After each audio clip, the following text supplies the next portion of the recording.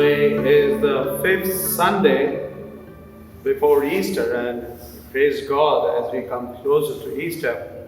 And today our theme is Jesus the Messiah accepted suffering according to his Father's will and calls his disciple to follow him. So let us believe that suffering is part of our Christian walk of life and we must accept it. And we praise God as Hebrews chapter 12 verse 2 says, "Let us look to the Jesus, the pioneer and perfecter of our faith, who for the joy that was set before him endured the cross, despising the shame, and is seated at the right hand of the throne of God."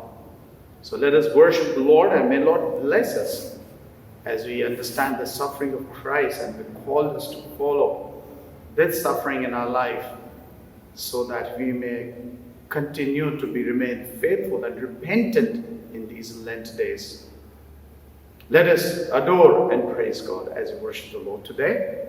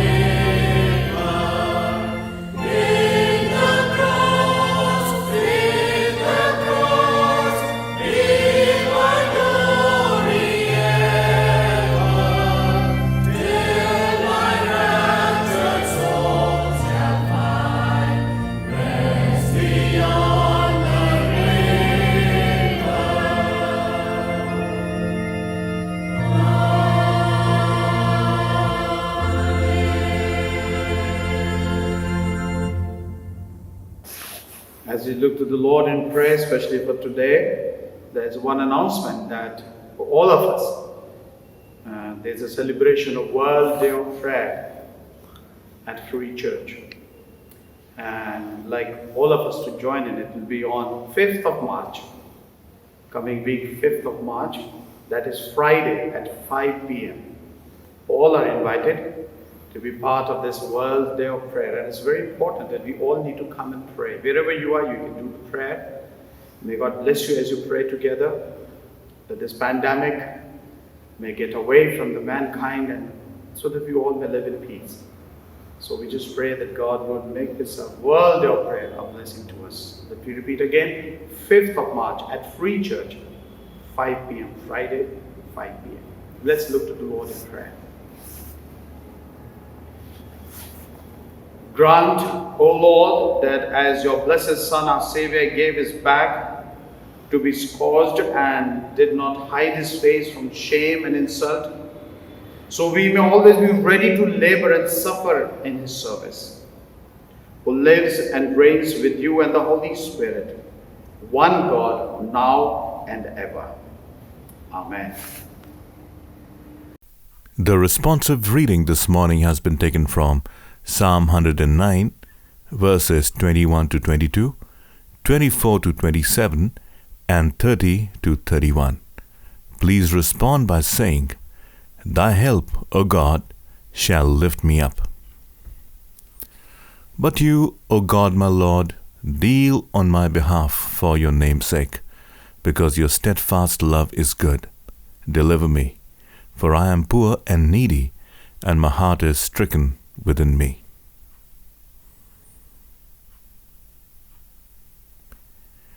My knees are weak through fasting. My body has become gaunt with no fat. I am an object of scorn to my accusers. When they see me, they wag their heads.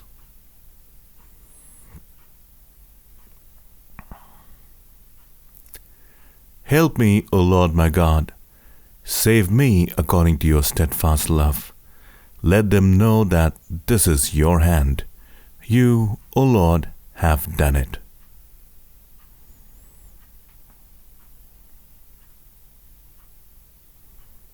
With my mouth I will give great thanks to the Lord. I will praise him in the midst of the throng, for he stands at the right hand of the needy to save him from those who condemn his soul to death.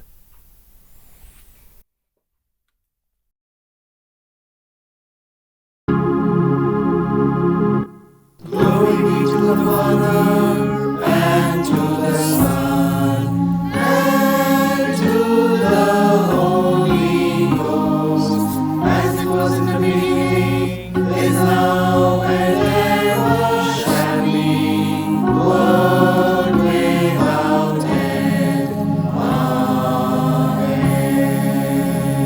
Amen. The first reading is taken from Exodus chapter 3, verses 1 to 8 and 9 to 12. Now Moses was keeping the flock of his father-in-law Jethro, the priest of Midian, and he led his flock to the west side of the wilderness and came to Horeb, the mountain of God. And the angels of the Lord appeared to him in a flame of fire out of the midst of a bush. He looked, and behold, the bush was burning, yet it was not consumed. And Moses said, I will turn aside to see this great sight, why the bush is not burned. When the Lord saw that he turned aside to see, God called to him out of the bush, Moses, Moses. And he said, Here I am. Then he said, Do not come near. Take your sandals off your feet, for the place on which you are standing is holy ground. And he said, I am the God of your father, the God of Abraham, the God of Isaac, and the God of Jacob. And Moses hid his face, for he was afraid to look at God. Then the Lord said, I have surely seen the affliction of my people who are in Egypt, and have heard their cry because of their taskmasters. I know their sufferings, and I have come down to deliver them out of the hand of the Egyptians, and to bring them up out of the land to a good and broad land, a land flowing with milk and honey, to the place of the Canaanites, the Hittites, the Amorites, the Perizzites, the Hivites, the Jebusites. And now, behold, the cry of the people of Israel has come to me, And I have also seen the oppression with which the Egyptians oppress them. Come, I will send you to Pharaoh that you may bring my people, the children of Israel, out of Egypt.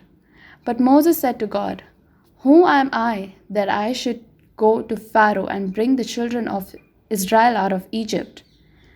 He said, but I will be with you, and this shall be the sign for you that I have sent you when you have brought the people out of Egypt.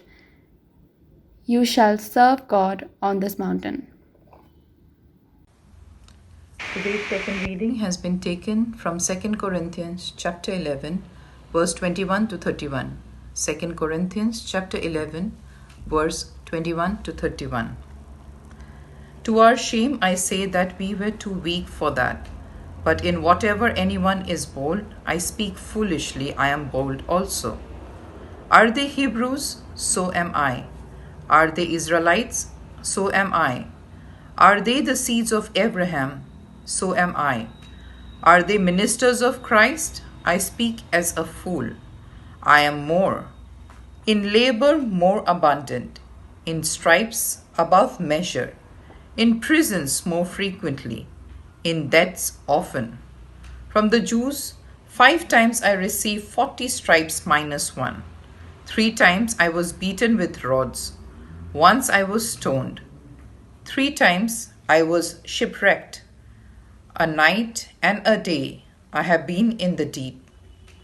In journeys often, in perils of water, in perils of robbers, in perils of my own countrymen, in perils of the Gentiles, in perils in the city, in perils in the wilderness, in perils in the sea, in perils among false brethren.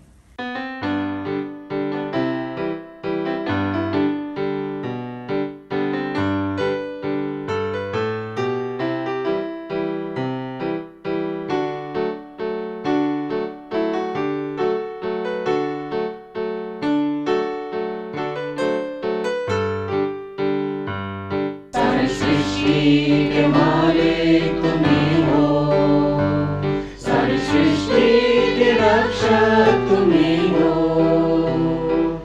करते हैं तुझको सादर प्रणाम, गाते हैं तेरे ही गुणगान। Hallelujah, hallelujah,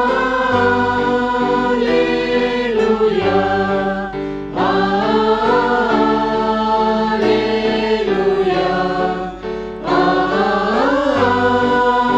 hallelujah, hallelujah,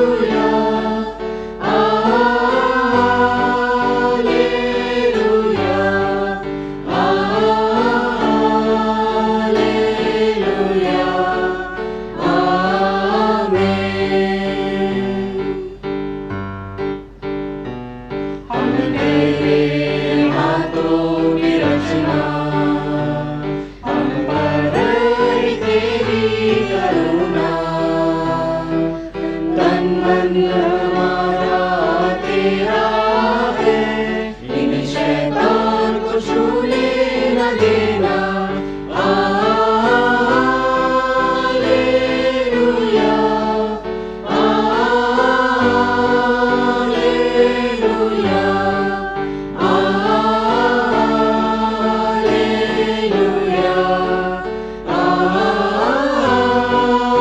hallelujah, hallelujah,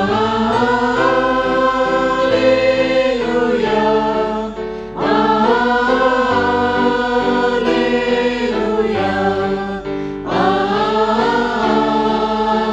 hallelujah, आमीन। सारी सृष्टि को तेरा सहारा, सारे संकट से हमको बचाना। तेरे हाथों में जीवन हमारा है, अपनी राहों पे हमको चलाना। Hallelujah,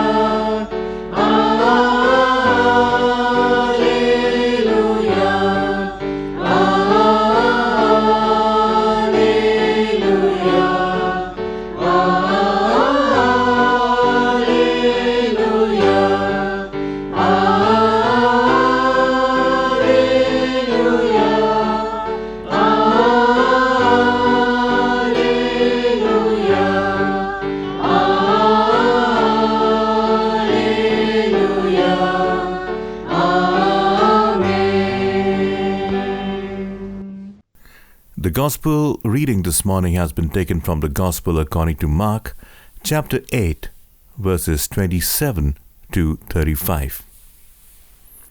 Jesus and his disciples went on to the villages around Caesarea Philippi. On the way he asked them, "Who do people say I am?" They replied, "Some say John the Baptist, others say Elijah, and still others, one of the prophets." "But what about you?" he asked. "Who do you say I am?" Peter answered, "You are the Messiah." Jesus warned them not to tell anyone about him.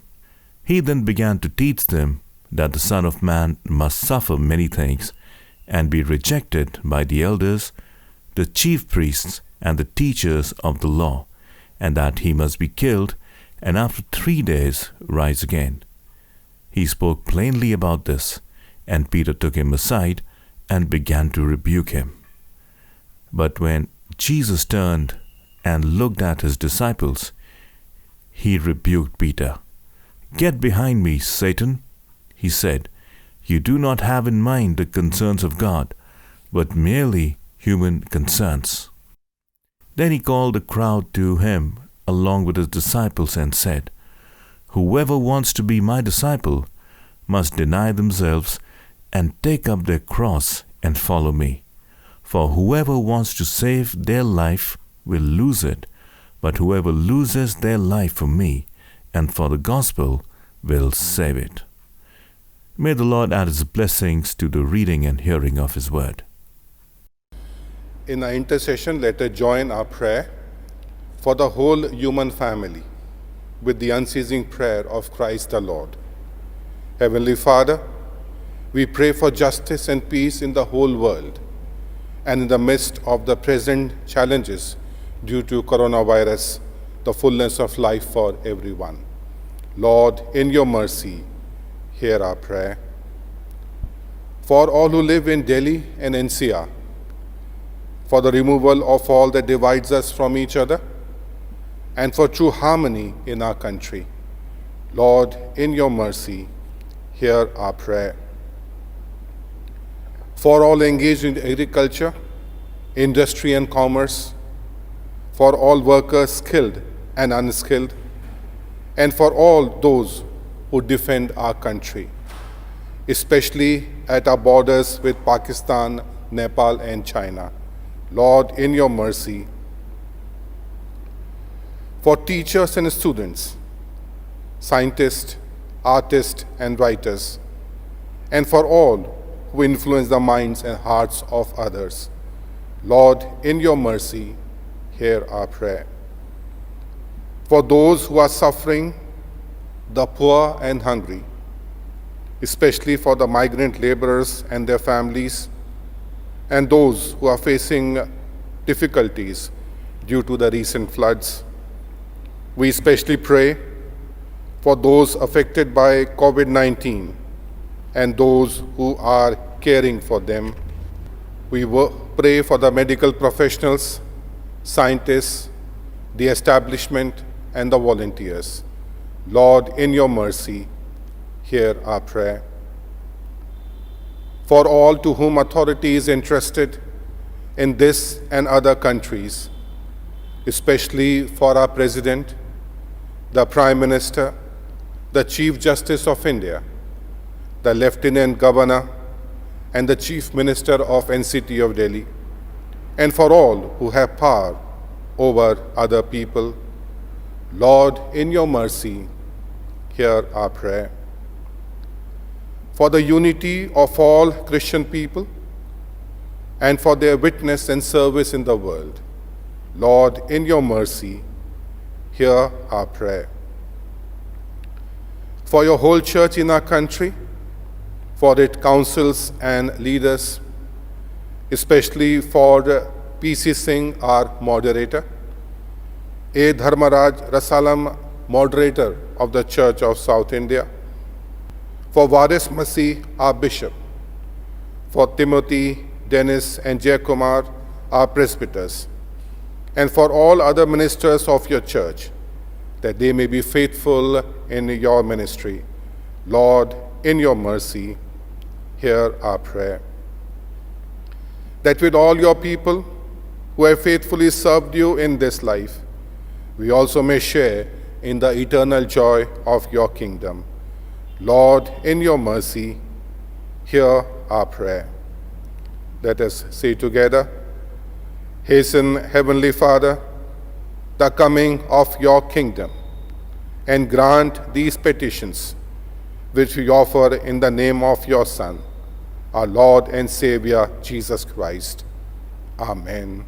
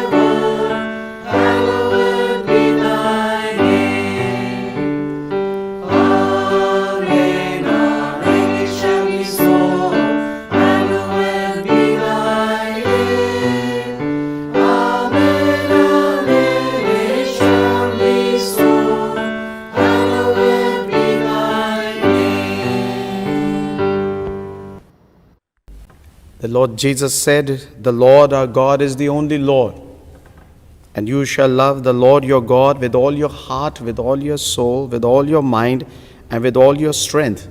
This is the first commandment. And the second is this: love your neighbor as yourself. There is no other commandment greater than these. God so loved the world that he gave his only Son, Jesus Christ, to save us from our sins, to be our advocate in heaven, and to bring us to eternal life. Let us therefore confess our sins in penitence and faith, firmly resolved by God's grace to keep his commandments and to live in love and peace with all people. Let's all say together the prayer of confession.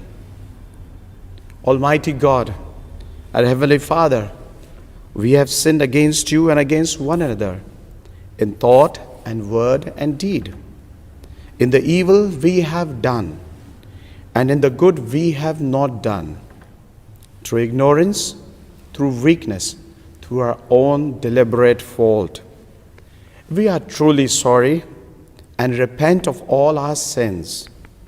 For the sake of your Son, Jesus Christ, who died for us, forgive us all that is past, and grant that we may serve you in newness of life, to the glory of your name.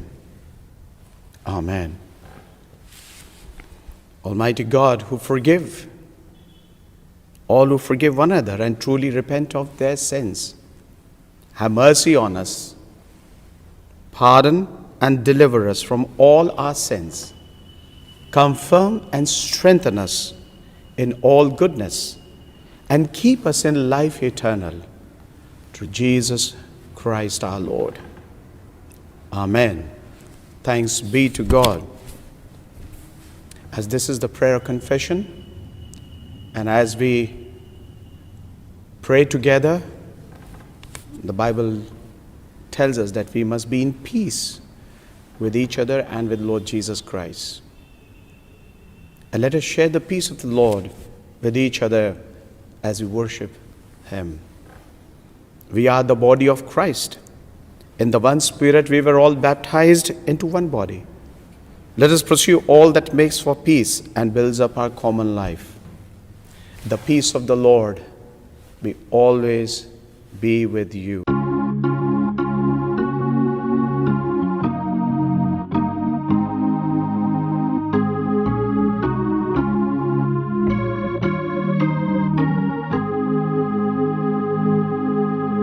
O Master, let me walk with Thee in lowly paths of service free. Tell me Thy secret, help me bear the strain of toil, the fret of care. Help me the slow of heart to move by some clear winning word of love.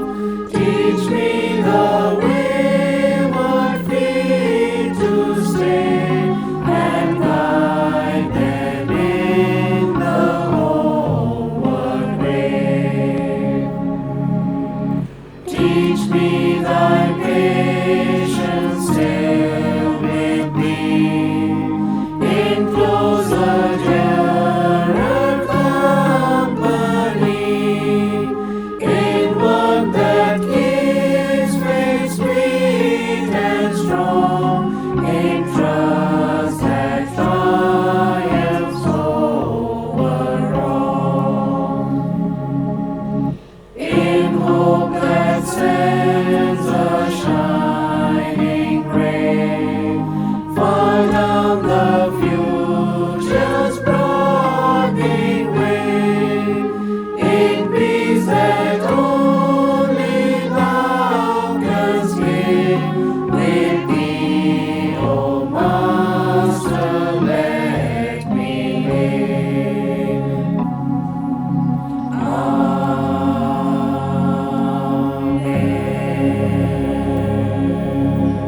Shall we pray? Our Heavenly Father, we praise You. We thank You, Lord, for this opportunity that You have given to preach today, Lord. Lord, touch my lips, anoint me, Lord, and touch my lips with Your Holy Spirit. In Jesus' name I pray. Amen. I thank God today that today our pastor has given me an opportunity to preach to you the Word of God. Today is 5th Sunday before Easter, and the theme is Jesus the Messiah accepted suffering according to His Father's will and calls His disciples to follow Him. If we read Ezekiel chapter 22 and verse 30, it says, "So I sought for a man among them who would make a wall and stand in the gap before me on behalf of the land, that I should not destroy it, but I found no one." Again, in Isaiah 59 also, we find almost similar words recorded, and it says, "He saw that there was no man and wondered that there was no intercessor. Therefore his own arm brought salvation for him, and his own righteousness, it sustained him." So here, these two passages, we find that God is searching for a person who would go for Him and be an intercessor between the world and Him. Because the world is full of sin, and He wants somebody to stand in the gap. Because from the time of Adam and to date, sin is increasing in the world. God needed someone to plead on behalf of the world to Him, but He found none. How can He find anyone? Because world is full of sin. Nobody from this earth, no man can stand between God and man to be a pleader for human beings, for the world, because all have sinned and fallen short of the glory of God. There is no one, no, not even one. Therefore, we find in Isaiah chapter 6 and verse from 1 to 12, we find here that Isaiah is seeing a vision here. He sees there's a throne room of God in the sanctuary and in the temple of God, and there he finds that there are certain seraphims are there, angels are there, and he finds Isaiah sees himself as a sinner there, till one angel flies to him and touches his lips with a burning coal from the altar. And when it's done, his sin goes and he is willing to do the work of God. But in the verses 6, in chapter 6, verse 8 to 12, we find that God, Father, Son, and the Holy Spirit, they are conferencing among themselves. They are talking to each other. And God is saying here, who should I send? Who will go for us? And then Jesus replies, then I said, here am I, send me. And he said, go and tell this people, keep on hearing, but do not understand. Keep on seeing, but do not perceive. Make the heart of this people dull, and their ears heavy, and shut their eyes, lest they see with their eyes, and hear with their ears, and understand with their heart, and return and be healed. We find here, God is telling who will go for us, and Jesus says, I will go. If you read Mark chapter 6 from 1 to 6, there also we find that Jesus, when he said that I will go, send me, we find that God sends him after about 600 to 700 years, and when it's time for Jesus to be on this earth, he comes and he is again talking to the people in the temple, and there again he repeats the same words what God has said, and the words are that make the heart of this people dull, and their ears heavy, shut their eyes, lest they see with their eyes, and hear with their ears, and understand with their heart, and return to be healed. So the same word, so the same prophecy is now here being fulfilled in Jesus Christ. So that's how we take it, that the Father was speaking to the Son and to the Holy Spirit, and Son says that he will go and he will deliver the message of God to the people. Again in Psalm 40 and verse 6 to 8, we find here it's written, sacrifice and offering you did not desire. My ears you have opened. Burnt offering and sin offering you did not require. Then I said, behold, I come in the scroll of the book. It is written of me, I delight to do your will, O my God, and your law is within my heart. Again here we find that Jesus Christ is willing to go, and he came into this world so that he could tell the people about God, so that he could purchase salvation for us. And he tells God that his name is already there in the scroll of his book. It is already there. It is written about him, and so he wants to go. He is willing to go and to do the will of his Father. So thus we find that Christ fulfilled the will of God by going to the cross, suffering a shameful death for you and for me. Then we read in Isaiah chapter 53. Here in Isaiah 53, the whole chapter is given about the cross, that Jesus must come into this world and he must suffer. And his suffering, we find recorded all about his suffering, that how he was oppressed, he was afflicted, and how he did not open his mouth, and he went to the cross for the transgression of his people. And his grave was made among the rich people and among the wicked people, because he had done no violence, nor was deceit found in his mouth. So all this whole chapter we find that by his stripes we were healed. He was despised, and we did not esteem him. Surely he has borne our griefs and carried our sorrows. Yet we esteemed him stricken, smitten by God, and afflicted.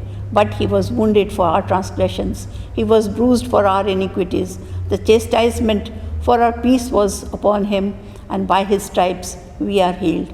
All we like sheep had gone astray. We have turned away to his own way, and the Lord has laid on him the iniquity of us all. So when we read this, Isaiah chapter 53, which shows him as a sin-bearing servant, this passage, amidst the great prophecy of the suffering of the Christ for humanity's sins, clearly states that Christ's crucifixion was a part of God's plan of salvation. He was slain from the foundation of the world. It's not that it was something that was perceived at that very moment and God did it, but no, it was there, written right from the time immemorial. That is, from the foundation of the world, this was already foreordained that Jesus Christ will go to the cross for the salvation of mankind. God knew that man will fall, and when he falls, he will need salvation. And so God had already arranged for man's salvation. So in the Garden of Gethsemane, Christ is facing the cross amidst the agony of knowing that he was soon to bear the sins of the world. And so what did he do? He prayed to God, and he said, "Not as I will, but as you will." He wanted to do the will of the Father. Let your will be done. And it is recorded for us in Matthew chapter 26, verse 39 and 42. Christ did not attempt to avoid the cross because he saw it as the will of the Father, that he should be crucified to pay for sin and to give salvation to the people of all ages. And it is also found recorded in Ephesians chapter 2, verse 8 and 9. Jesus bought our salvation by his precious blood. He did not buy it with silver and gold, but he bought it with his own precious blood. His blood was spotless, his blood was blameless, he was without blemish. That is why he is called the Lamb of God. And that's the reason why he was born in a manger. Because no human being is ever born in a manger, but only lambs and cattle and sheep, they are born in a manger. And Jesus, being the Lamb of God, he was born in a manger. So no human being could take the place of Jesus Christ, because man is full of sin and spots. And so Jesus is the only Holy One who could stand between God and man and be our intercessor. So after he has bought us with a price, that is his precious blood, then we become children of God. We become his sons and daughters. And so Jesus Christ, he expects that we must follow in his footsteps and go through the tribulation, go through that narrow way which he has gone through. In Matthew 16:24, it says, "Then Jesus said to his disciples, 'If anyone desires to come after me, let him deny himself and take up his cross and follow me.'" And in verse 25 it says, "For whoever desires to save his life will lose it, but whoever loses his life for my sake will find it." In Philippians 1:29, we find that Paul tells the Philippian believers, "For to you it has been granted on behalf of Christ, not only to believe in him, but also to suffer for him, for his sake." So we have to suffer for the sake of Jesus Christ. We cannot be without suffering. Jesus did not promise us a life of comfort, but he has promised us a life of tribulation, a life of a narrow way, a life going through the cross. These days in our Indian states, many of the states we find that pastors, evangelists, church members, they are going through a lot of persecution. They are suffering persecution for Christ's sake because they are preaching the word of God to people. And these people, they want, because they have been saved, so they want these people also to be saved. Whether they are Muslims, whether they are Hindus, whether they are Sikhs, or they belong to any religion, they want that man should be saved. He may belong to any religion, any faith, but any born again person would have a desire to save others. Just because he is saved, so he wants others to be saved. In 2 Timothy chapter 2 verse 9 to 12, Paul writes, For which I suffer trouble as an evildoer, even to the point of chains. But the word of God is not chained. It is free. It is free and it can go to anyone. Therefore, I endure all things for the sake of the elect, that they also may obtain the salvation which is in Christ Jesus, which is eternal glory. So that we may also obtain eternal glory. So this is a faithful saying, for if we died with him, we shall also live with him. If we endure, we shall also reign with him. If we deny him, he will deny us. So while we are on this earth, let's never deny Jesus Christ. Because if we deny him, he will also deny us in the presence of the Father when we are in heaven. He'll deny us. He will say, I don't know you. Then we must suffer right for right and for wrong. For both we must suffer. In 1 Peter chapter 3, verse 14 and 17, it says, But even if you should suffer for righteousness' sake, you are blessed.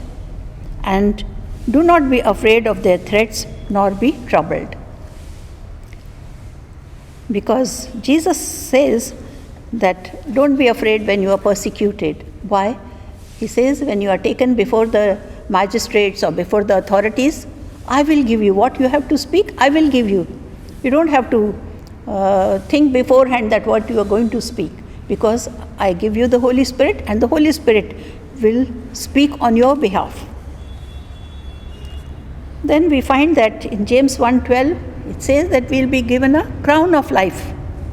If we suffer for him, we'll be given a crown of life. It says in James 1:12, Blessed is the man who endures temptations, for when he is approved, he will receive the crown of life which the Lord has promised to those who love him. Then James also says, Count it all joy, brethren, when you fall into various trials, knowing that testing of your faith produces patience, and patience leads to maturity. So we will be mature Christians only if we suffer, if we go through trials and temptations. We see in the Bible also, Paul's life, if you see, in Paul's life you see that how he persecuted the church. But when God met him on the way to Damascus, he got converted. And after his conversion, he is leading a believer's life and he is being persecuted. In 2 Corinthians chapter 11 from verse 22 to 33, we read that how he was persecuted. We'll just read 2 Corinthians chapter 11 and verse 22 to 33. Here it says, Are they Hebrews? So am I. Are they Israelites? So am I. Are they a seed of Abraham? So am I. Are they ministers of Christ? I speak as a fool. I am more. In labors more abundant, in stripes above measure, in prisons more frequently, in deaths often. From the Jews 5 times I received 40 stripes minus 1. 3 times I was beaten with rods. Once I was stoned. 3 times I was shipwrecked. A night and a day I have been in deep. In journeys often, in perils of waters, in perils of robbers, in perils of my countrymen, in perils of the Gentiles, in perils in the city, in perils in the wilderness, in perils in the sea, in perils among the false brethren, in weariness and toil, in sleeplessness, often in hunger and thirst, in fastings often, in cold and nakedness, besides the other things what comes upon me daily, my deep concern for all the churches. So here we find that Paul has gone through so much of torture, so much of sufferings for Christ's sake. And he says that count it all joy, brethren. James says count it as joy, because we have a lot of reward kept for us for all our trials. And not only we see Paul suffering, but in the Bible we see so many other people suffering for God. Like Joseph's life, we see him suffering. Then we see Daniel, then his three friends, Shadrach, Meshach and Abednego, they had to go through fire. Daniel had to go through the lion's den. But we find that they were all saved by God. They were all able to suffer, and they all came out successfully, and they were all raised to a certain positions. So we find that Satan is all the time against the believers. His work is untiring. He's cruel, he's crafty, he's a crafty worker, and he's powerful adversary of the human race. He began his work against God and man in the Garden of Eden, and he will continue seeking whom he may devour until he is cast into the fire. So to withstand the wiles of the devil, you must put on the whole armor of God. And this whole armor of God is given in Ephesians chapter 6 and verse 10 to 18. It says, "Finally, my brethren, be strong in the Lord and in the power of his might. Put on the whole armor of God, that you may be able to stand against the wiles of the devil. For we do not wrestle against flesh and blood, but against principalities, against powers, against the rulers of the darkness of this age, against spiritual hosts of wickedness in the heavenly places. Therefore, take up the whole armor of God, that you may be able to withstand in evil day, and having done all to stand. Stand therefore, having girded your waist with truth, having put on the breastplate of righteousness, having shod your feet with the preparation of the gospel of peace, above all, taking the shield of faith, with which you will be able to quench all the fiery darts of the wicked one, and take the helmet of salvation and the sword of the Spirit, which is the word of God, praying always with all prayer, supplication in the Spirit, being watchful to this end with all perseverance and supplication for all the saints." So we must put on the whole armor of God so that we are able to save from the darts of the fiery darts of the evil one. The girdle of truth. The girdle of truth is putting on. Jesus said, "Walk in the way of life, truth, and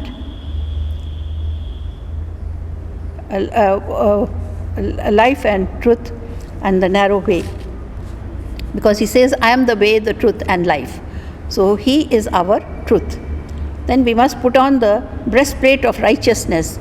Jesus said that seek ye first the kingdom of God and his righteousness, and all these things will be added unto you. So we have to put on the righteousness of Jesus Christ. He has given us the righteousness, his righteousness, so that devil will not find anything evil in us. Then the gospel of sandals. Jesus Christ, he weaved the sandals for us. In the first 4 gospels of the New Testament, we find Jesus Christ has made the sandals, the shoes for us, so that we can go and spread his good news to other people. Then the shield of faith. God has given, he is the author and finisher of our faith. Jesus Christ is the author and finisher of our faith. And so we must shield ourselves with that faith of Jesus Christ. Then the helmet of salvation. He is our salvation. Jesus is our salvation. He is the one who died on the cross to give us the salvation. And he put on the crown of thorns upon his head, so that we could have the helmet of salvation. Then the sword of the Spirit. Sword of the Spirit is the word of God. Jesus fought those 40 days when he was tempted by the devil. After the 40 days of fasting, we find that Jesus Christ fought with Satan with the word of God. And the word of God will keep us also safe. So we must learn the word of God. It should be in our heart so that we can rebuke the devil with the word of God. Then praying and supplication in the Spirit. We must be speaking we must have the Holy Spirit upon us and inside us, so that when we pray that which is right, not what is wrong, but what is right in the sight of God. We must pray that prayer and get rid of Satan. He will flee away from us. So suffering leads to share in Christ's life and his glory. So when we suffer with him, we will also have his glory.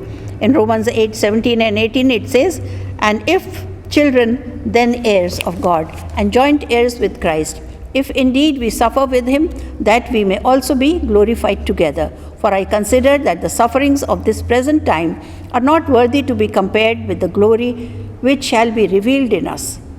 If we are children, then we are also heirs. The Holy Spirit within us is like a deposit, a guarantee of our future inheritance in heaven." And this we find recorded in 2 Corinthians and in Ephesians. But Paul here adds an important reminder, and he says, "As co-heirs with Christ, we share not only in his life and in his glory, but also in his sufferings." If we are not willing to share in his sufferings, we shall not share in his glory either. Christians have two kinds of crosses. One cross is the cross on which our old self was crucified, and the other cross is the suffering and persecution that comes as a result of following Christ. The first cross Jesus carried for us, and the second cross we must carry for him. If we want to be co-heirs with Christ and reign with him, then we must carry this second cross. Finally, Jesus says, "Follow me." So we have to follow him. In Mark 8:34, we must turn around, we must stop going our own way and start going Jesus' way. Jesus' way was the way of suffering, the way of the cross. That should be our way too. Christians do not follow an idea or a philosophy or a political party. They do not even follow a religion, but they follow a person. And that person is Jesus Christ. God bless you all. Let us all affirm our faith and say together, "We believe in one God, the Father, the Almighty, maker of heaven and earth. We believe in one Lord, Jesus Christ, the only Son of God, eternally begotten of the Father, God from God, light from light, true God from true God, begotten, not made, one in being with the Father. Through him all things were made, for us and for our salvation. He came down from heaven by the power of the Holy Spirit. He was born of the Virgin Mary and became man. For our sake he was crucified under Pontius Pilate. He suffered, died, and was buried. On the third day he rose again, in fulfillment of the Scriptures. He ascended into heaven, and is seated at the right hand of the Father.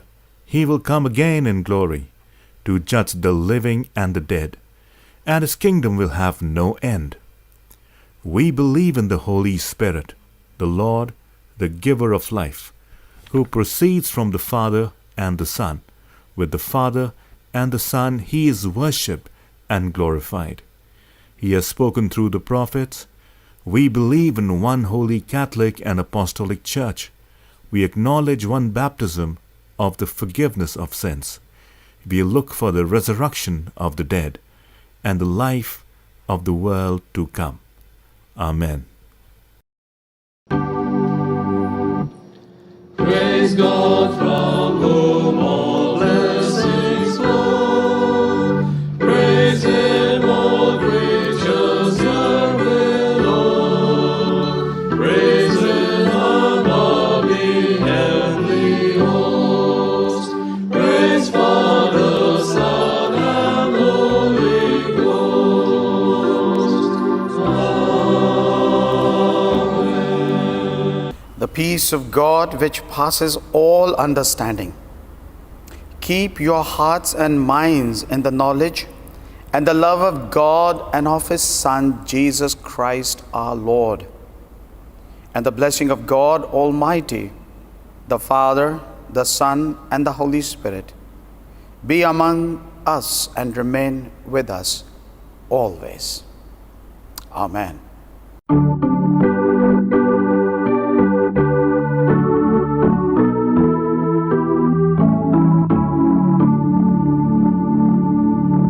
Children of the Heavenly Father, safely in His bosom gather, nestling but not star in heaven, such a refuge there was given. God His own doth tend and nourish, in His holy course they flourish, from all evil things He spares them, in His mighty arms He bears them. Neither life nor death shall ever from the Lord His children sever. Unto them His grace He showeth, and their sorrows all He knoweth. Though He giveth or He taketh, God His children have forsaken, is the loving purpose only to preserve them pure and holy.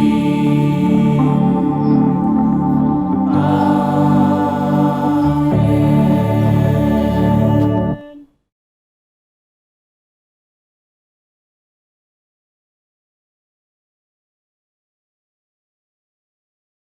मसीह में प्यारे भाई और बहनों, आज की सुबह में मैं आप सभी को जय मसीह की कहता हूँ और खुदावंद यीशु मसीह के मधुर और मीठे नाम में आज की सुबह की आराधना में मैं आप सभी का स्वागत करता हूँ। जैसे कि हम लोग जानते हैं कि हम लोग उपवास के दिनों में चल रहे हैं। इन दिनों में हम अपने आप को दीन करें, नम्र करें और अपने जीवन को प्रभु यीशु मसीह के चरणों में रखें, ताकि उसका मार्गदर्शन हमें जीवनों में मिलता रहे। और आज ईस्टर के पूर्व का 5वां रविवार है और आज की सुबह हमारे लिए मनन चिंतन करने का विषय है, मसीह यीशु ने अपने पिता परमेश्वर की इच्छा के अनुसार दुख को स्वीकार किया और अब वह अपने शिष्यों को आह्वान देते हैं कि वह उनका अनुगमन करें और दुख को स्वीकार करें। और आज परमेश्वर का वचन हमसे ये कहता है, और विश्वास के कर्ता और सिद्ध करने वाले यीशु की ओर ताकते रहें, जिसने उस आनंद के लिए जो उसके आगे धरा था लज्जा की कुछ चिंता ना करके क्रूस का दुख सहा और परमेश्वर के सिंहासन की दाहिनी ओर जा बैठा।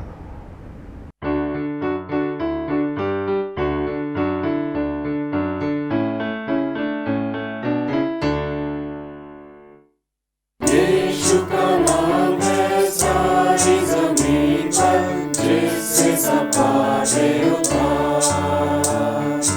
यीशु का नाम है सारी जमीन पर, जिससे सब पापे उद्धार। वो दुनिया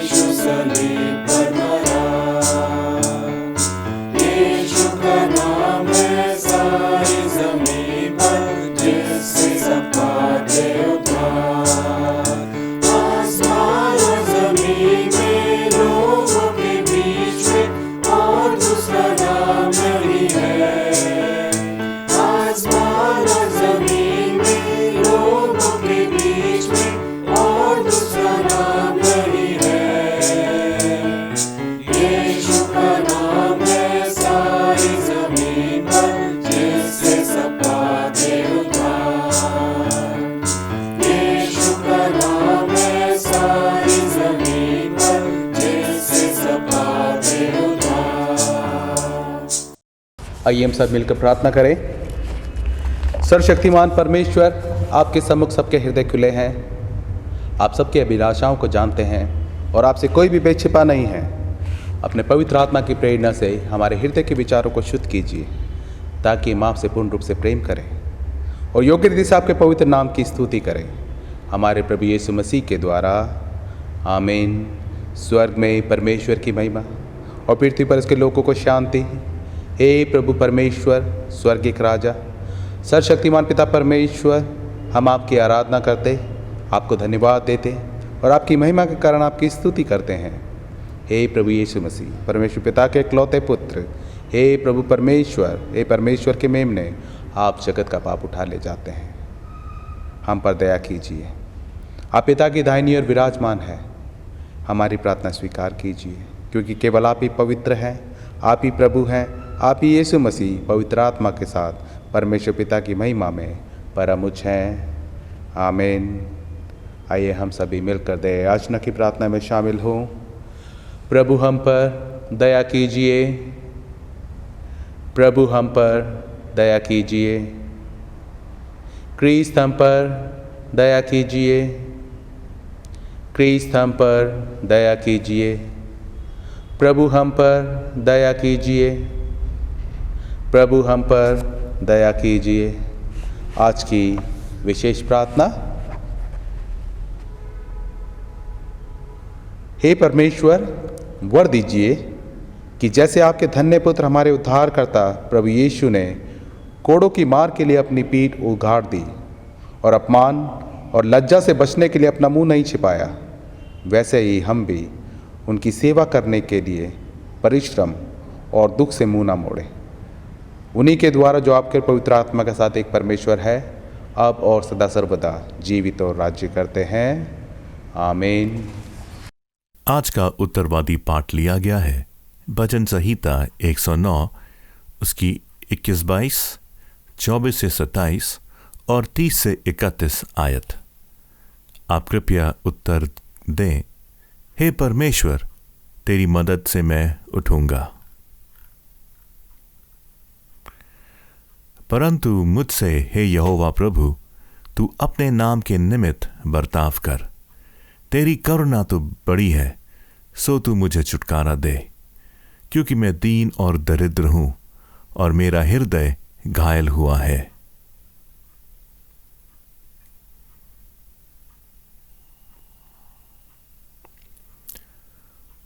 उपवास करते करते मेरे घुटने निर्बल हो गए और मुझ में चर्बी ना रहने से मैं सूख गया हूं।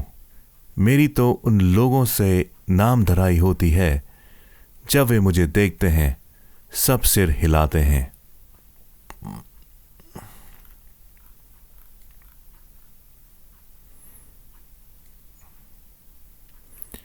हे मेरे परमेश्वर यहोवा, मेरी सहायता कर, अपनी करुणा के अनुसार मेरा उद्धार कर, जिससे वे जाने कि यह तेरा काम है और हे यहोवा, तू ही ने यह किया है।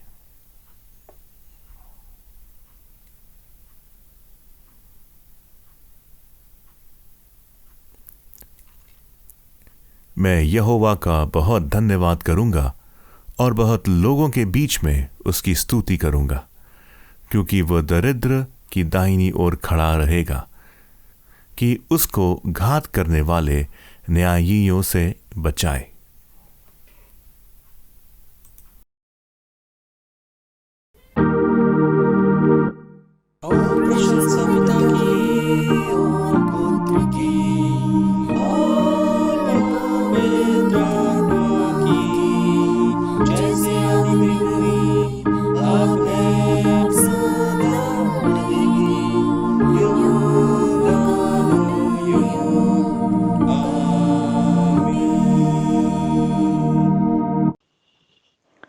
मैं आप लोग के सामने पढ़ूंगा पुराने नियम से निर्गमन 3 अध्याय, उसकी 1 आयत से लेकर 8 आयत तक और 9 आयत से लेकर 12 आयत तक। इसमें इस प्रकार लिखा है, परमेश्वर द्वारा मूसा का आह्वान। मूसा अपने ससुर इत्रो नामक विद्वान के याचक की भेड़ बकरियों को चराता था और वह उन्हें जंगल के पश्चिमी ओर होरेब नामक परमेश्वर के पर्वत के पास ले गया और परमेश्वर के दूत ने एक कटीली झाड़ी के बीच आग की लौ में उसको दर्शन दिया और उसने दृष्टि उठाकर देखा कि झाड़ी जल रही है पर भस्म नहीं होती। तब मूसा ने कहा, मैं उधर जाकर इस बड़े आश्चर्य को देखूंगा कि वह झाड़ी क्यों नहीं जल पाती। जब यहोवा ने देखा कि मूसा देखने को मुड़ा चला आता है, तब परमेश्वर ने झाड़ी के बीच से उसको पुकारा, हे मूसा, हे मूसा। मूसा ने कहा, क्या आज्ञा? उसने कहा, इधर मत आ और अपने पाँवों से जूतियों को उतार दे, क्योंकि जिस स्थान पर तू खड़ा है वह पवित्र भूमि है। फिर उसने कहा, मैं तेरे पिता का परमेश्वर और अब्राहम का परमेश्वर, इसहाक का परमेश्वर और याकूब का परमेश्वर हूँ। तब मूसा ने परमेश्वर की ओर देखने से डरता था अपना मुंह ढाँप लिया। फिर यहोवा ने कहा, मैंने अपनी प्रजा के लोग जो मिस्र में हैं उनके दुख को निश्चय देखा है और उनकी जो चिल्लाहट परिश्रम करने वालों के कारण होती है उसको भी मैंने सुना है और उनकी पीड़ा पर मैंने चित्त लगाया है। इसलिए अब मैं उतर आया हूँ कि उन्हें मिस्रियों के बस से छुड़ाऊँ और उस देश से निकालकर एक अच्छे और बड़े देश में, जिसमें दूध और मधु की धाराएं बहती हैं, अर्थात कनानी, हित्ती, एमोरी, परिज्जी, हिब्बी और अबूसी लोगों के स्थान में पहुंचाऊं। इसलिए अब सुन, इस्राएलियों की चिल्लाहट मुझे सुनाई पड़ी है और मिस्रियों का उन पर अंधेर करना भी मुझे दिखाई पड़ा है। इसलिए आ, मैं तुझे फिरौन के पास भेजता हूँ कि तू मेरी इस्राएली प्रजा को मिस्र से निकाल ले आए।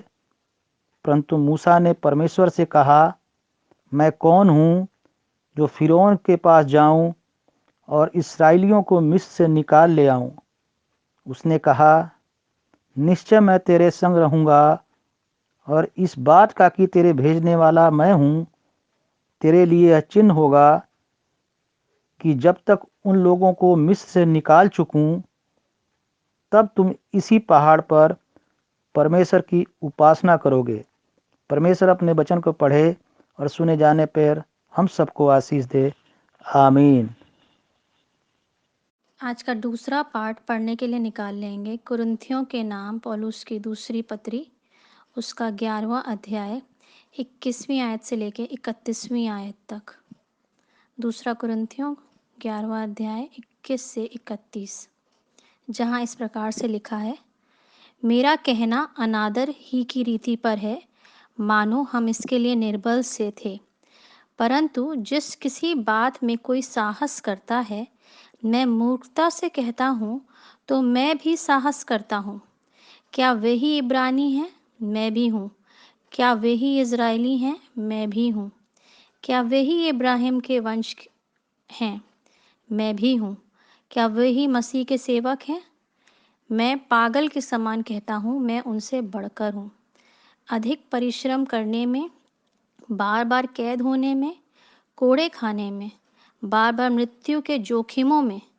5 बार मैंने यहूदियों के हाथ से 39 कोड़े खाए। 3 बार मैंने बीतें खाईं। 1 बार मुझ पर पथराव किया गया। 3 बार जहाज जिन पर मैं चढ़ा था टूट गए। 1 रात दिन मैंने समुद्र में काटा। मैं बार बार यात्राओं में, नदियों के जोखिमों में, डाकुओं के जोखिमों में, अपने जाति वालों से जोखिमों में, अन्य जातियों से जोखिमों में, नगरों के जोखिमों में, जंगल के जोखिमों में, समुद्र के जोखिमों में, झूठे भाइयों के बीच जोखिमों में रहा।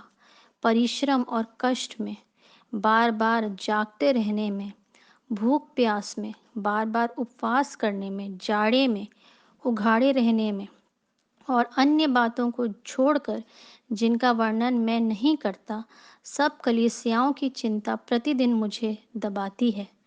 किसकी निर्बलता से मैं निर्बल नहीं होता, किसके ठोकर खाने से मेरा जी नहीं दुखता।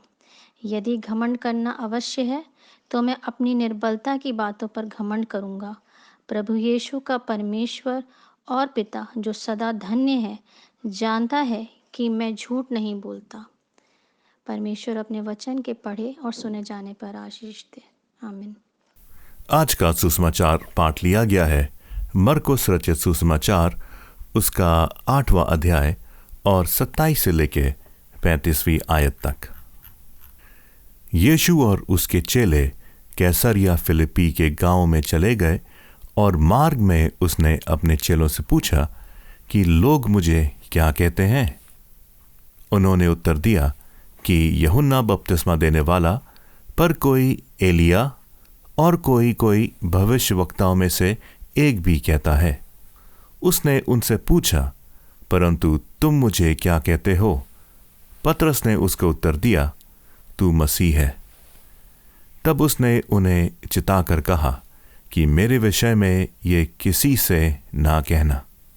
और वह उन्हें सिखाने लगा कि मनुष्य के पुत्र के लिए अवश्य है कि वह बहुत दुख उठाए और पुरीनय और महायाजक और शास्त्री उसे तुच्छ समझकर मार डाले और वो 3 दिन के बाद जी उठे।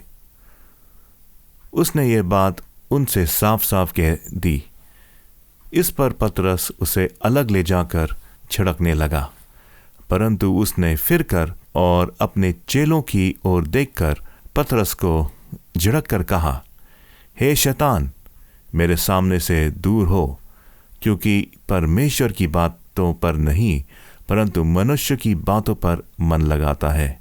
उसने भीड़ को अपने चेलों समेत पास बुलाकर उनसे कहा, जो कोई मेरे पीछे आना चाहे वह अपने आप से इनकार करे और अपना क्रूस उठाकर मेरे पीछे हो ले। क्योंकि जो कोई अपना प्राण बचाना चाहे वो उसे खोएगा, पर जो कोई मेरे और सुसमाचार के लिए अपना प्राण खोएगा वो उसे बचाएगा। परमेश्वर अपने वचन के पढ़े और सुनने जाने पर आशीष दे। आमीन। आइए परहित निवेदन में जाएं और परमेश्वर से प्रार्थना करें। हम समस्त मानव जाति के लिए प्रार्थना करें और अपनी प्रार्थनाओं को प्रभु यीशु मसीह के निरंतर निवेदन के साथ अर्पित करें। हे पिता, हम प्रार्थना करते हैं कि समस्त संसार में न्याय और शांति स्थापित हो और प्रत्येक व्यक्ति भरपूर जीवन प्राप्त करे।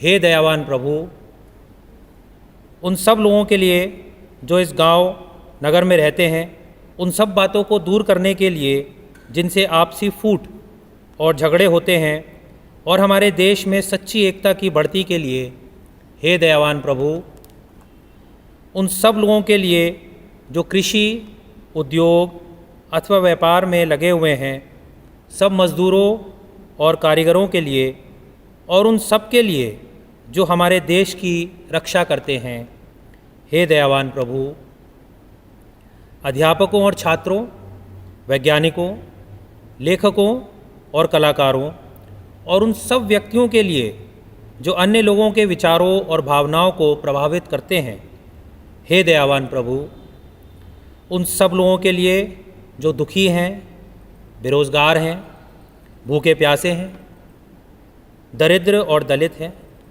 बीमार और मरणासन हैं, और उन सब व्यक्तियों के लिए जो ऐसे लोगों की सेवा और सहायता करते हैं, हे दयावान प्रभु, हमारे तथा अन्य देशों के सब शासकों के लिए, विशेषकर हमारे राष्ट्रपति, प्रधानमंत्री, इस राज्य के राज्यपाल और मुख्यमंत्री और उनके लिए भी जो लोगों पर किसी प्रकार का अधिकार रखते हैं, हे दयावान प्रभु, संपूर्ण मसीही समाज की एकता और मेल मिलाप के लिए और समस्त संसार में उनकी गवाही और सेवा कार्य के लिए, हे दयावान प्रभु, भारत में आपकी समस्त कलीसिया के लिए, उसके परिषदों तथा अगुवे विशेषकर हमारे प्रमुख धर्माचार्य पीसी सिंह, दक्षिण भारत की कलीसिया के प्रमुख धर्माचार्य श्री धर्माराज और मार्थोमा कलीसिया के मेट्रोपॉलिटन श्री जोसेफ, हमारे धर्माचार्य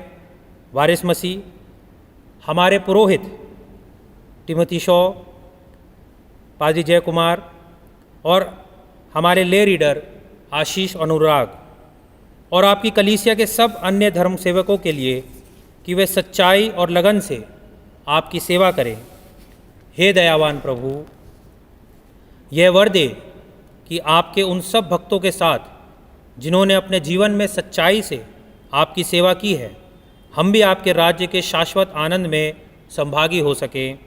हे दयावान प्रभु, आइए एक साथ बोलें, हे स्वर्गीय पिता, अपने राज्य को शीघ्र प्रकट कीजिए और हमारी इन प्रार्थनाओं को सुनिए। हम आपके पुत्र, अपने प्रभु और उद्धारकर्ता यीशु मसीह के नाम से यह मांगते हैं, आमीन।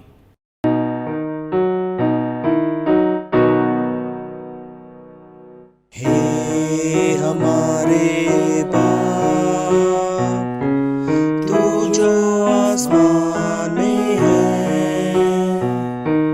तेरा नाम पाक माना जाए, तेरी बादशाहत आए। हे हमारे बाप, जैसे तेरी मर्जी आसमान में पूरी होती है, जैसे तेरी मर्जी आसमान में पूरी होती है, वैसे तेरी मर्जी जगत में पूरी हो जाए। हे हमारे बाप, रोज की रोटी हमारी आज हमको दे दे, रोज की रोटी हमारी आज हमको दे दे। जीवन की रोटी तू है, तू ही हमारा बल है। हे हमारे बाप, जिस तरह हम अपने अपराधी को माफ करते हैं, जिस तरह हम अपने अपराधी को माफ करते हैं, उस तरह ही हमारे अपराध को माफ कर दे। हे हमारे बाप, हमको आजमाइशों में जाने तू ना दे, हमको आजमाइशों में जाने तू ना दे, बल्कि बुराई से बचा, अपनी राह पर चला। हे हमारे बाप, क्योंकि आसमानी बादशाह और कुव्वत कुदरत, क्योंकि आसमानी बादशाह और कुव्वत कुदरत, ज़र और ज़मीं का जलाल है, हमेशा हो तेरा तेरा। आमीन आमीन आमीन, आमीन आमीन आमीन, आमीन आमीन आमीन।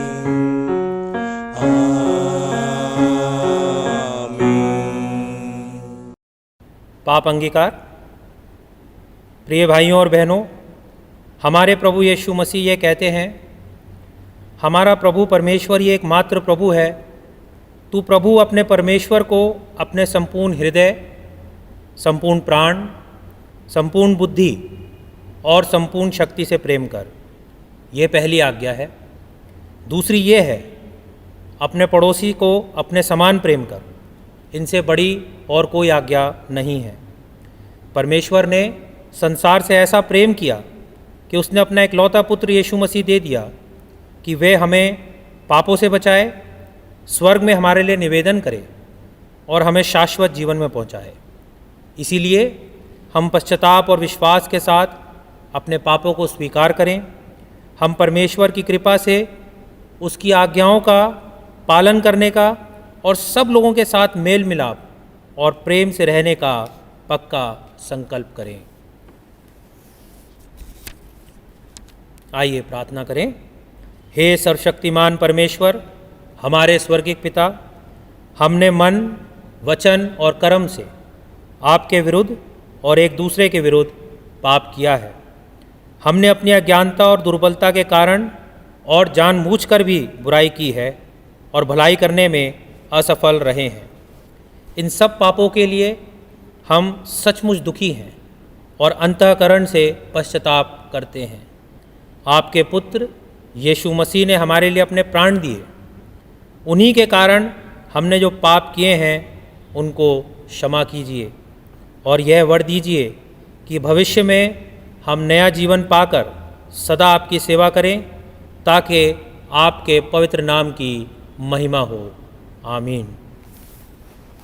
सर्वशक्तिमान परमेश्वर उन सबको क्षमा करता है जो एक दूसरे को क्षमा करते और सच्चा पश्चाताप करते हैं। वे आप सब पर दया करे, आप सबके पापों को क्षमा करे और उनसे आपको छुटकारा दे। सब भले कामों में आपको स्थिर और सबल करे और शाश्वत जीवन में बनाए रखे। हमारे प्रभु यीशु मसीह के द्वारा। आमीन। परमेश्वर का धन्यवाद हो। आइए हम शांति अभिवादन के लिए हम लोग जाएंगे। हम सब मिलकर मसीह की देह हैं और हम सब ने एक ही आत्मा के द्वारा एक ही देह में बपतिस्मा लिया है। हम ऐसे कार्य में संलग्न रहें जिनसे शांति मिलती और एक दूसरे का निर्माण होता है। प्रभु की शांति सदा आपके साथ रहे और आपके साथ भी रहे और सबल करे और शाश्वत जीवन में बनाए रखे। हमारे प्रभु यीशु मसीह के द्वारा। आमीन। परमेश्वर का धन्यवाद हो। आइए हम शांति अभिवादन के लिए हम लोग जाएंगे। हम सब मिलकर मसीह की देह हैं और हम सब ने एक ही आत्मा के द्वारा एक ही देह में बपतिस्मा लिया है।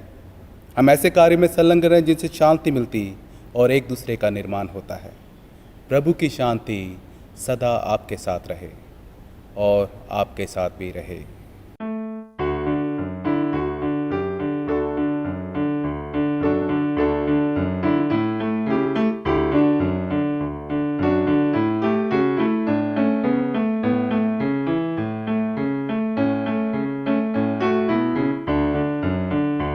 आवाज उठाएंगे, हम साज बजाएंगे, है यीशु महान अपना, ये गीत सुनाएंगे। आवाज उठाएंगे, संसार की सुंदरता में है रूप तो तेरा ही, इन चांद सितारों में है अक्स तो तेरा ही। संसार की सुंदरता में है रूप तो तेरा ही, इन चांद सितारों में है अक्स तो तेरा ही। महिमा की तेरी बातें हम सबको बताएंगे, है यीशु महान अपना, ये गीत सुनाएंगे। आवाज उठाएंगे,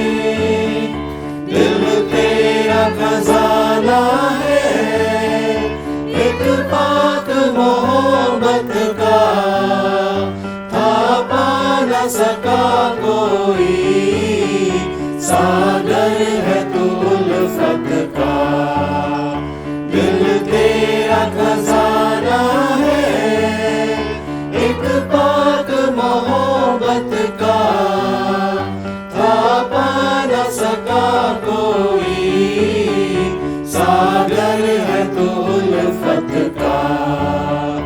हम तेरी मोहब्बत से दिल अपना सजाएंगे, ऐ यीशु महान अपना ये गीत सुनाएंगे, आवाज उठाएंगे, ना देख सका हमको तू पाप के सागर में, और बन के मनुष्य आया आकाश से सागर में, ना देख सका हमको तू पाप के सागर में, और बन के मनुष्य आया आकाश से सागर में। मुक्ति का तू दाता है, दुनिया को बताएंगे, है यीशु महान अपना ये गीत सुनाएंगे, आवाज उठाएंगे। एक बार फिर मैं प्रभु यीशु मसीह के मधुर नाम में आपका स्वागत करता हूं। इससे पहले कि हम वचन पर मनन चिंतन करने जाए, अपने सरों को झुकाएं और प्रभु से प्रार्थना करें। प्यारे पिता परमेश्वर, हम आपको धन्यवाद देते हैं आज के दिन के लिए और उन आशीषों के लिए जो प्रतिदिन आप हमें देते हैं। धन्यवाद देते हैं प्रभु आज की आराधना के लिए और इस मौके के लिए जो आपने हमें दिया है कि हम आपके कलाम को पढ़ सकें व सुन सकें। होने दे पिता, आपके पवित्र आत्मा की अगुवाई हमें मिले ताकि हम आपके कलाम को समझ सकें और हमारी ज़िंदगी नए सिरे से आपके लिए तैयार हो सके, और हम अपने आप का इनकार कर अपना क्रूस उठाकर आपके पीछे चलें और आपका अनुसरण करें। सारा आदर और महिमा आपको देते हैं और प्रार्थना को अपने खुदावंद यीशु मसीह के नाम से मांगते हैं, आमीन। मसीह में प्यारे भाई और बहनों, जैसा कि हमने आज के दिन में पाठ पढ़े निर्गमन 3 उसका 1 से 12, दूसरा कुरिन्थियों उसका 11 अध्याय 21 से 31 पद, मरकुस उसका 8वां अध्याय 27 से 35, और जिसमें आज हमारे लिए मनन चिंतन करने का विषय है कि मसीह यीशु ने अपने पिता परमेश्वर की इच्छा के अनुसार दुख को स्वीकार किया और अपने शिष्यों को यह आह्वान किया कि वह उसका अनुगमन करें और दुख को स्वीकार करें। जैसा कि हम जानते भी हैं कि हम उपवास के दूसरे हफ्ते में चल रहे हैं, जिसमें प्रभु यीशु मसीह द्वारा दुख भोगे जाने पर हम अपना ध्यान केंद्रित करते हैं, और इन 40 दिनों में हमें ये समझने में सहायता मिलती है कि मसीह ने अपने उत्पीड़न और मृत्यु के द्वारा हमारे लिए क्या किया। जिसमें हम ये देखते हैं कि जब प्रभु यीशु मसीहा के रूप में इस जगत में आए तो उन्होंने अपने आप को एक दुख उठाने वाले सेवक के रूप में प्रस्तुत किया, क्योंकि वह कोई राजनीतिक मसीहा नहीं बनने आए थे जो रोमी शासकों को पराजित करेंगे और इज़राइल को राजनीतिक आज़ादी दिलाएंगे, क्योंकि प्रभु यीशु पहले से ही ये जानते थे कि उनका मार्ग तो क्रूस का मार्ग है, दुख का मार्ग है, जो परमेश्वर द्वारा चुना हुआ मार्ग था, जिसके द्वारा से खुदा और इंसान के बीच आई हुई दूरी को वह पुनः स्थापित करने आए थे।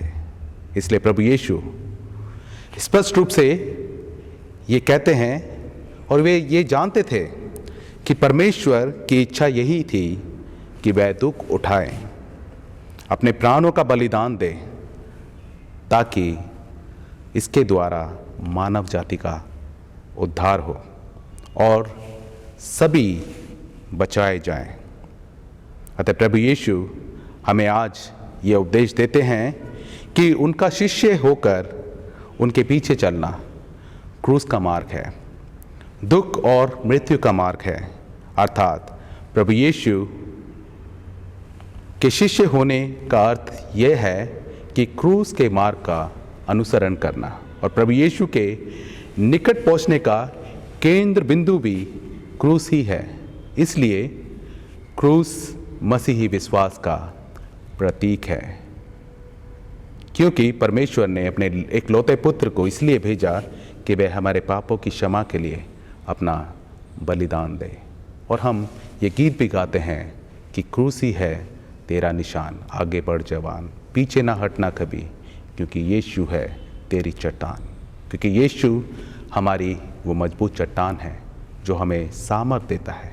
इसलिए वचन हमें बताता है कि जो भी व्यक्ति प्रभु यीशु को अपने जीवन में स्वीकार करता है तो उसे दुख उठाने के लिए भी तैयार रहना होगा, क्योंकि प्रभु यीशु को अपने जीवन में स्वीकार करने का अर्थ है दूसरों के हित के लिए स्वयं दुख उठाना, जैसा कि प्रभु यीशु ने मानव जाति के हित के लिए क्रूस पर दुख सहा और मेरे और आपके लिए अपने आप को बलिदान कर दिया। क्योंकि प्रभु यीशु ये जानते थे कि परमेश्वर ने उन्हें एक विशेष कार्य को पूर्ण करने के लिए इस पृथ्वी पर भेजा है, जो क्रूस की मृत्यु के द्वारा ही पूर्ण होना था। इसलिए प्रभु यीशु ने अपने पिता की इच्छा के अनुसार दुख का अनुसरण करने का आह्वान वो अपने शिष्यों को भी देते हैं। जैसे उन्होंने परमेश्वर की इच्छा को स्वीकार किया, हम भी प्रभु यीशु की उस आह्वान को स्वीकार करें। यदि हम बाइबल की उस घटना को याद करें जब गतसमनी के बाग में प्रार्थना के दौरान खुदावंद यीशु मसीह ने परमेश्वर से कहा था कि हे पिता, यदि हो सके तो ये घड़ी मुझ पर से टल जाए और इस कटोरे को मेरे पास से हटा ले, परंतु मेरी इच्छा नहीं वरन तेरी इच्छा पूरी हो। अतः जब हम भी प्रभु यीशु को अपने जीवन में स्वीकार करते हैं तो हमें भी परमेश्वर से यही कहना चाहिए कि हे पिता, मेरे जीवन से मेरी नहीं वरन तेरी इच्छा पूरी हो। क्या हम कभी ऐसा करते हैं? इस बात पर हमें इन दिनों में विचार करना चाहिए, अपने जीवन को और अपने आप को जांचना चाहिए। क्या हम ऐसा अपने जीवन में करते हैं? क्योंकि आज के समय में हम बहुत से ऐसे प्रचारकों को देखते हैं जो अधिकतर हमें गुमराह करते हैं और कहते हैं कि यदि तुम अपना जीवन प्रभु को समर्पित करते हो तो वह तुम्हें बहुतायत की भौतिक चीज़ें देगा, जैसे कि गाड़ी, बंगला, बेशुमार दौलत, संपत्ति इत्यादि। और इस प्रकार का प्रचार लोगों को गुमराह करता है, जबकि हमारा स्वर्गीय पिता हमारी सारी ज़रूरतों को जानता है और उन्हें वो पूरा भी करता है। जबकि बाइबल हमें बताती है कि जो कोई प्रभु यीशु को मसीहा के रूप में ग्रहण करता है उसे दुख उठाने के लिए हमेशा तैयार रहना होगा, क्योंकि प्रभु यीशु मसीह के शिष्य होने का अर्थ क्रूस के मार्ग का अनुसरण करना और दुख उठाना है। क्योंकि जब हम बाइबल में देखते हैं तो पाते हैं कि प्रभु यीशु के कार्य की तैयारी बपतिस्मा और शैतान की परीक्षा से आरंभ हुई। और जब हम बाइबल के वचनों को पढ़ते हैं तो वहाँ पर हम पाते हैं कि प्रभु यीशु ने मानव हित के लिए बहुत सारे कार्यों को और मानव जाति के भलाई के लिए बहुत सारी सेवाओं को उन्होंने किया, जिसमें प्रभु यीशु ने बीमारों को चंगा किया और लोगों को आत्मिक और शारीरिक रूप से तृप्त किया, मुर्दों को जिलाया, अशुद्ध आत्माओं को लोगों के शरीर से बाहर निकाला। और आज प्रभु यीशु मसीह हमें भी वचन के माध्यम से ये सिखाना चाहते हैं कि हमें भी अपने आप का इनकार करना चाहिए और दूसरों के हितों के लिए हमें जीना चाहिए, क्योंकि प्रभु यीशु ने वचन में भी कहा है कि मैं सेवा करवाने नहीं वरन सेवा करने आया हूँ। आज हमारा भी, हमारे जीवन में भी यही उद्देश्य होना चाहिए कि हम भी दूसरे लोगों की सेवा करें, जैसा कि खुदावंद यीशु मसीह ने उस समय में लोगों के बीच में रह के सेवा को किया। और आज के मरकुस रचित सुसमाचार के 8 अध्याय के 27 से 35 पद में हम यहाँ देखते हैं कि जब खुदावंद यीशु मसीह अपने शिष्यों के साथ कैसरिया फिलिप्पी के गांव में गए तो मार्ग में प्रभु यीशु ने उनसे पूछा कि लोग मुझे क्या कहते हैं। यदि देखा जाए तो आज के वचन में हम 3 मुख्य बातों को देखते हैं। पहला, पतरस द्वारा प्रभु यीशु मसीह को स्वीकार करना, और दूसरा, प्रभु यीशु का अपनी मृत्यु के विषय में भविष्यवाणी करना, और तीसरा, प्रभु यीशु के पीछे चलने का अर्थ या सच्ची शिष्यता क्या है। क्योंकि जब प्रभु यीशु ने अपने शिष्यों को पूछा कि लोग मुझे क्या कहते हैं, तो प्रभु यीशु के शिष्यों ने अलग अलग उत्तर दिया। और प्रभु यीशु से कहा कि कुछ लोग तो यूहन्ना बपतिस्मा दाता, और कुछ आपको एलिया, और कुछ पुराने भविष्यद्वक्ताओं में से एक भी कहते हैं जो दोबारा जी उठा है, जिसमें एलिया और यूहन्ना बपतिस्मा दाता दोनों ही महान नबी थे। परंतु कुछ लोग प्रभु यीशु को महान भविष्यद्वक्ता मानते थे, परंतु प्रभु यीशु इन सबसे बढ़कर थे, क्योंकि वे मार्ग, सत्य और जीवन है। परंतु लोगों ने प्रभु यीशु को परमेश्वर के रूप में स्वीकार करने को तैयार नहीं थे। उन्होंने प्रभु यीशु को परमेश्वर के रूप में स्वीकार नहीं किया। तो तब प्रभु यीशु ने उनसे फिर ये पूछा, परंतु तुम मुझे क्या कहते हो? तो पतरस ने प्रभु यीशु से कहा कि तू मसीह है, क्योंकि पतरस ने प्रभु यीशु को मसीहा के रूप में पहचान लिया था। इसलिए मत्ती 16:16 में भी पतरस ने कहा था कि तू जीवते परमेश्वर का पुत्र मसीह है। तब प्रभु यीशु मसीह ने उन्हें चिताकर कहा कि मेरे विषय में ये बात किसी से ना कहना। यहाँ प्रभु यीशु ने ऐसा क्यों कहा कि ये बात किसी से ना कहना? तो जिसमें हम पहली बात ये देखते हैं कि पतरस ने प्रभु यीशु मसीह को मसीहा के रूप में ज़रूर पहचाना था, परंतु पतरस को मसीहा की भूमिका के बारे में स्पष्ट समझ नहीं थी, क्योंकि वह हमेशा यही सोचता था कि प्रभु यीशु शक्ति और अधिकार के साथ राज्य करेगा और रोमी साम्राज्य का नाश कर रोमी शासन से उन्हें मुक्ति दिलाएगा। और दूसरी बात ये थी कि यहूदी लोग ये भूल गए थे कि मसीहा के लिए दुख उठाना और मरना भी ज़रूरी था। जैसे हम यशायाह नबी की पुस्तक उसका 53 या उसके 1 से 12 पद में हम लोग देख सकते हैं, लेकिन हम लोग यहाँ पे 4 से हम लोग पढ़ेंगे, 4 से 5, कि निश्चय उसने हमारे रोगों को सह लिया और हमारे ही दुखों को उठा लिया, तो भी हमने उस परमेश्वर का मारा और कूटा और दुर्दशा में पड़ा हुआ समझा, परंतु वह हमारे ही अपराधों के कारण घायल किया गया, वह हमारी अधर्म के कामों के कारण कुचला गया, हमारी ही शांति के लिए उस पर ताड़ना पड़ी कि उसके कोड़े खाने से हम लोग चंगे हो जाएं। जबकि यहाँ पर लोग उसे सांसारिक राज्य स्थापित करेगा, खुदावंद यीशु मसीह के बारे में ऐसा सोचते थे, जबकि खुदावंद यीशु मसीह ऐसा राज्य स्थापित करने आए थे जो कभी समाप्त नहीं होगा। यदि हम लोग देखते हैं कि यशायाह में खुदावंद यीशु मसीह के विषय में ही पहले ही बता दिया गया था कि वो इस दुनिया में आएगा और मेरे और आपके गुनाहों के खातिर अपने आप को कुर्बान करेगा, और वो ऐसा राज्य स्थापित करेगा जो कभी समाप्त नहीं होगा। यदि हम लोग देखें यशायाह 9:7, डैनियल 7:14, लूका 1 से 33 और रेवलेशन प्रकाशित वाक्य 11 से 15 में हम लोग यहाँ पाते हैं। हम लोग लूका 1 से 33 में यहाँ देखें तो यहाँ लिखा है, और वह याकूब के घराने पर सदा राज्य करेगा और उसके राज्य का कभी अंत न होगा, और उस राज्य के लिए ही हम तैयारी कर रहे हैं जिस राज्य का कभी अंत नहीं होगा। और तीसरी बात हम यहाँ पर देखते हैं कि यदि लोगों को प्रभु यीशु मसीह के विषय में यदि पता चल जाता कि वह मसीहा है तो वह प्रभु यीशु को सांसारिक राजा बनाने का प्रयास करते हैं, जिसके कारण परमेश्वर का उद्देश्य पूरा नहीं किया जा सकता था, क्योंकि प्रभु यीशु की मृत्यु के बिना मनुष्य का उद्धार असंभव था। इसलिए इस तथ्य को गुप्त रखना आवश्यक था।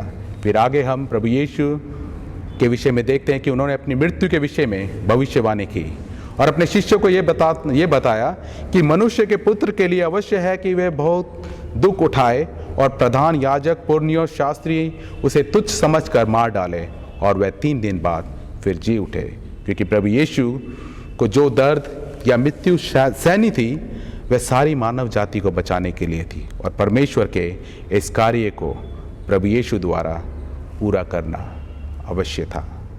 परंतु जब पतरस ने यह सुना तो वह प्रभु यीशु को अलग ले जाकर उसे झिड़कने लगा, क्योंकि पतरस को एक दुख उठाने वाले और मरने वाले मसीहा का विचार समझ नहीं आया, क्योंकि उसकी दिलचस्पी केवल इस बात में थी कि प्रभु यीशु एक शक्तिशाली मसीहा के रूप में शासन करे और उसे भी कुछ अधिकार उसके शासन में मिल सके।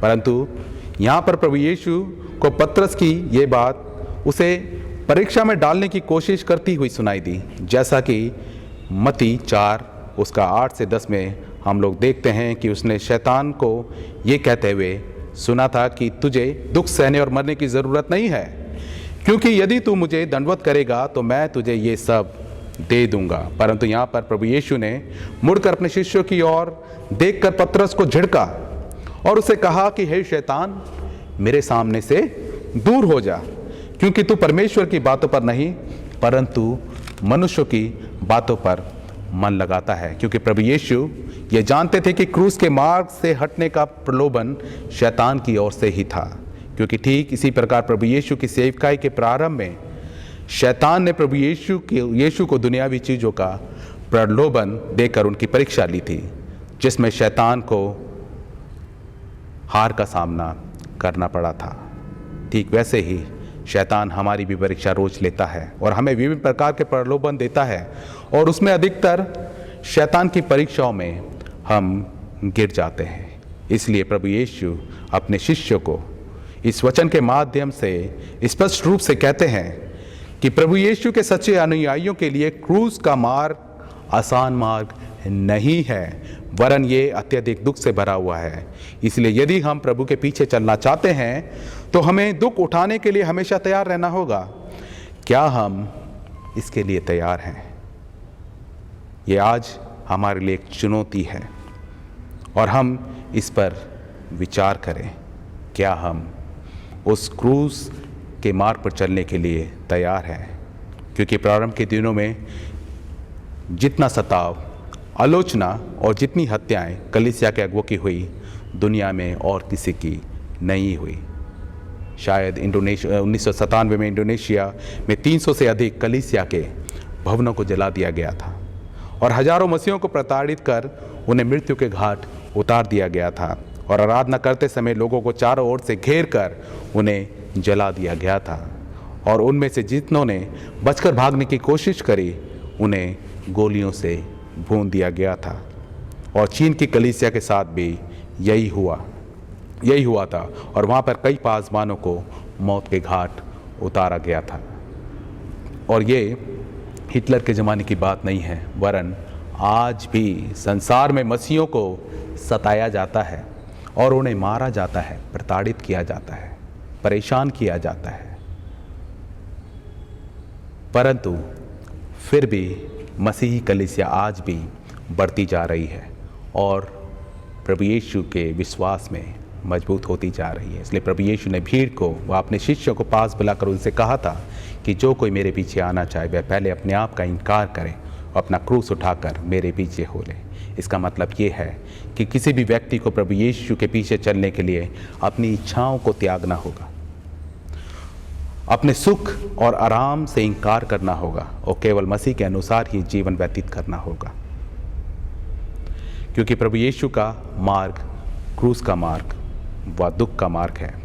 इसलिए हमारे जीवन का मार्ग भी क्रूस का मार्ग होना चाहिए, जो हमारी शिष्यता की प्रेरणा है।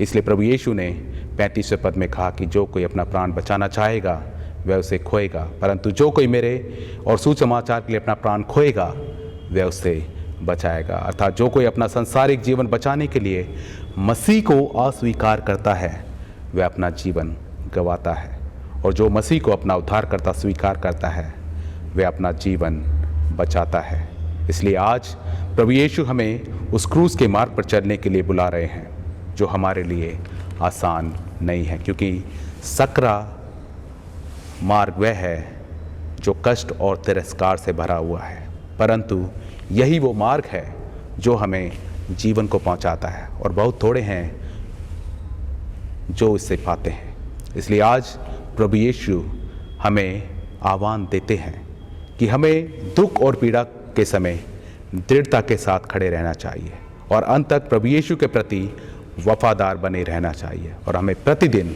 अपना क्रूस उठाकर प्रभु यीशु के पीछे चलना चाहिए।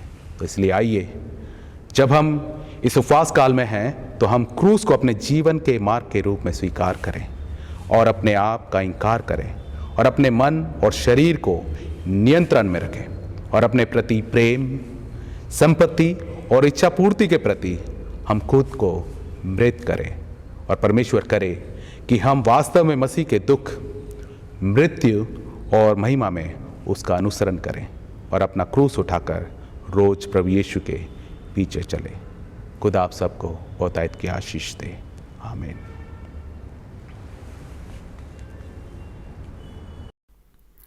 हम एक परमेश्वर सर्वशक्तिमान पिता पर विश्वास करते हैं। वह स्वर्ग और पृथ्वी का और समस्त दृश्य एवं अदृश्य वस्तुओं का करता है। हम एक प्रभु यीशु मसीह क्रिस्ट पर विश्वास करते हैं। वह परमेश्वर का एक लौता पुत्र, सर्वयुगों से पहले पिता से उत्पन्न, परमेश्वर से परमेश्वर, ज्योति से ज्योति, सत्य परमेश्वर से सत्य परमेश्वर, कृत नहीं वरन उत्पन्न है।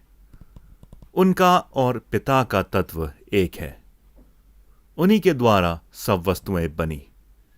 हम मनुष्य के लिए और हमारे उद्धार के निमित्त वह स्वर्ग से उतर आए। पवित्र आत्मा के सामर्थ्य से वह कुमारी मरियम से जन्मे और मनुष्य बने। पिन्तियुस पिलातुस के शासन में वह हमारे लिए क्रूस पर चढ़ाए गए। उन्होंने दुख भोगा, वह मरे और गाड़े गए। पवित्र शास्त्र के कथन के अनुसार वे तीसरे दिन जी उठे। वह स्वर्ग पर चढ़ गए और पिता की दाहिनी ओर विराजमान हुए। वह जीवित और मृतकों का न्याय करने के लिए महिमा के साथ फिर आएंगे और उनके राज्य का कभी अंत ना होगा। हम पवित्र आत्मा पर विश्वास करते हैं। वह प्रभु और जीवन दाता है। वह पिता और पुत्र से निकलता है। पिता और पुत्र के साथ उसकी आराधना और स्तुति की जाती है। वह नबियों के द्वारा बोला। हम एक पवित्र, सर्वलौकिक और प्रेरितीय कलीसिया पर विश्वास करते हैं। हम पापों की क्षमा के लिए एक बपतिस्मे को मानते हैं। हम मृतकों के पुनरुत्थान की और आने वाले युग के जीवन की प्रतीक्षा करते हैं। आमीन।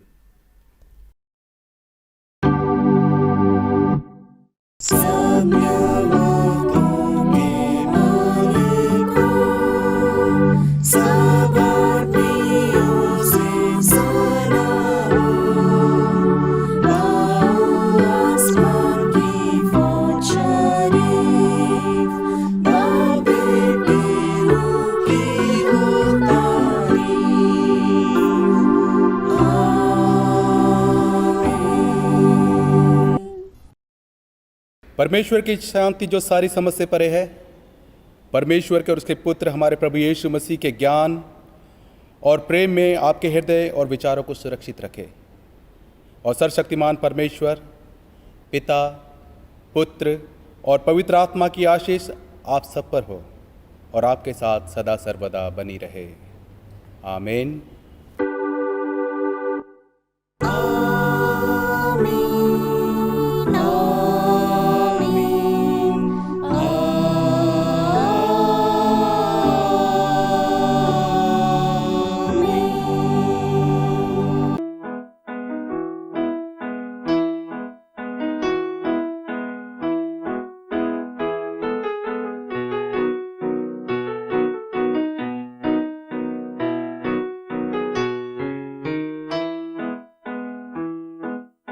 ही दाता विश्व विधाता तेरी दुनिया सारी